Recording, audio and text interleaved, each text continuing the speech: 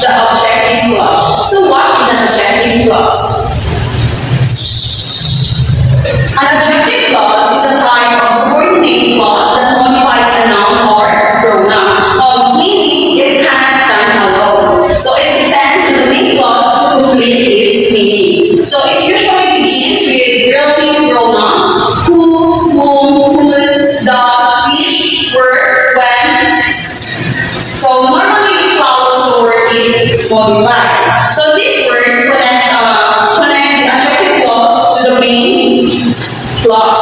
So I have here some examples. First example, movies that have highly challenging plots are my favorite. So the adjective clause here is that have highly challenging plots because it describes the noun which movies. So by telling us what kind of movies are the speaker's favorite. So second, we have the store where I buy sells best item. So the adjective clause here is where I buy because it describes the noun store. So it tells us which store the speaker means the one where they buy means. So third example, we have the several good authors whom I admire contribute to the pool of literary works. So the adjective clause here is whom I admire because it describes authors, showing which authors the speaker is talking about whose they admire. So in every sentence,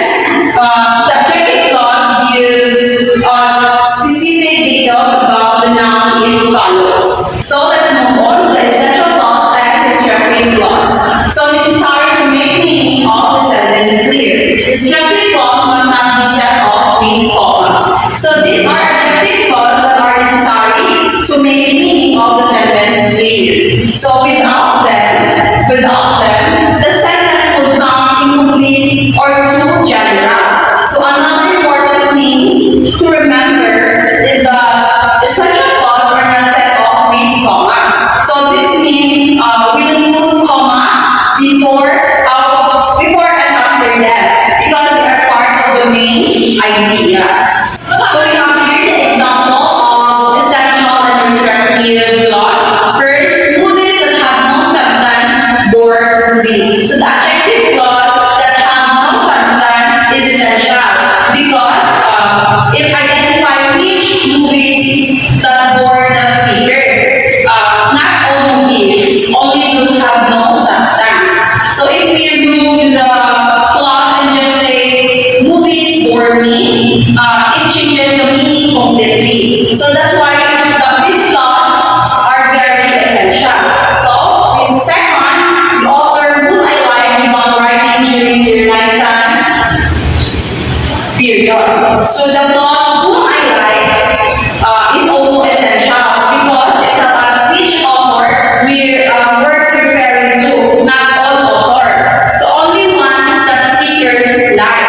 So in short, essential clauses limit or specify the noun they describe. So without them, the sentence loses its exact meaning. So next we have the non-essential or non-constructive clause. So these clauses give extra information that's not necessary to identify the noun. So if we remove them, the sentence still makes complete sense.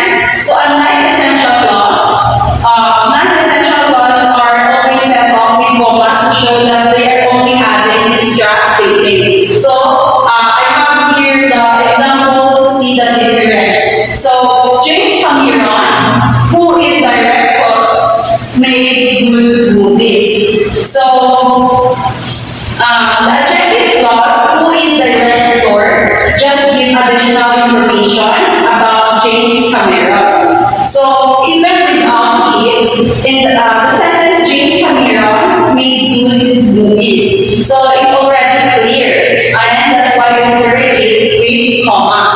So second example, we have East works, which include the Titanic, word, blockbuster, film. So the clause which include the Titanic gives an extra detail about each word. So, but it's not just we need to understand the main idea, but the main point is this, that these words were blockbuster reels. So again, non-essential clauses are more detailed, but do not affect the main meaning of the sentence. So, for summary of my discussions, an adjective clause describes a noun or pronoun. So it usually begins with who, whose, that, which, where, or when. So there are two kinds of adjective clause, essential or restrictive. It's important to meaning and no commas. So second is non-essential or non-restrictive clause. It is adds extra information and uses